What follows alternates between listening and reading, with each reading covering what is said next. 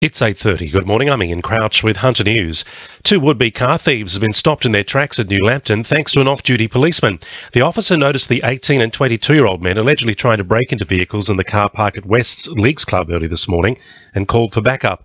The pair fled in their stolen ute, leading officers on to nearby Harker Oval, but their vehicle got stuck when they tried to crash through a fence to escape. The former Newcastle Bowling Club site at King Edward Park is said to remain a vacant block of land for the time being. The Land and Environment Court has declared council approval for a function centre and kiosk on the site to be invalid, and the Crown Reserve must remain in public hands. Kim Ostinger from the Friends of King Edward Park says it's one of the most significant parks in Australia. And that's important. It's also one of the most historic parks in Australia. After all, it's the site of the first coal shaft in the Southern Hemisphere. And the coal that was dug out of there by the convicts was Australia's first export. So it is of immense historic interest. Work is underway on a $7 million upgrade to the neonatal unit at the John Hunter Hospital. It's being expanded to add 32 new care spaces and extra facilities.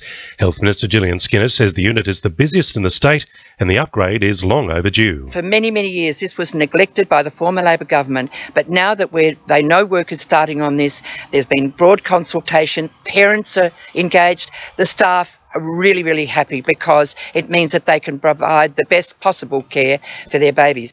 Hunter families are worried about further cuts to their family benefits as Treasurer Joe Hockey prepares to announce this year's budget this evening.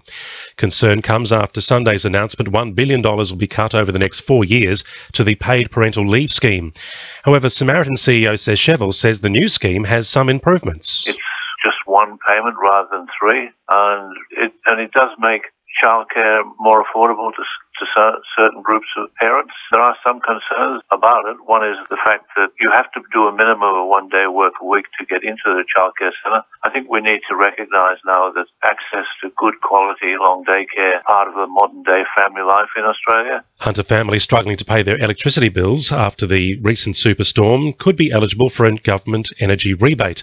Families who qualify will receive $150 in credit, but must have an account with an electricity retailer or be a long-term resident of a residential community.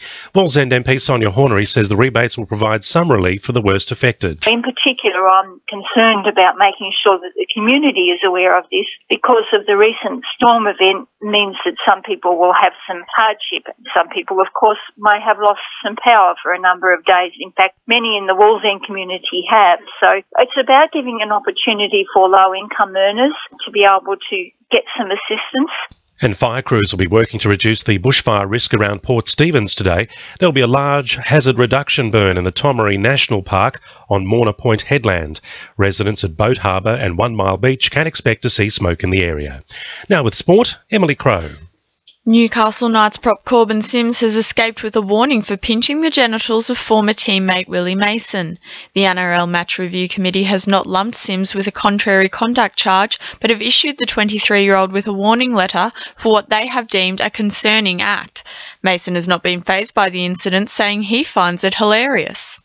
Lakes United have been recognised for their whirlwind start to the season, with 5 of their players being named in the Newcastle Rugby League's 20-man representative side for the New South Wales Country Championships. Halfback Brad Murray, hooker Chris Adams, winger Marcel Inkinfano and forwards Tama Kupu and Dylan Harton have all been selected for the side. Newcastle will begin training this Thursday ahead of their first game in the Championships on the 13th of June. And in basketball, Jules girl Josie Robson will head to the Pacific School Games in Adelaide after her efforts at the New South Wales PWSA Championships in Wollongong last week. That's sport. I'm Emily Crow. To a new RFM News Time 26 to 9.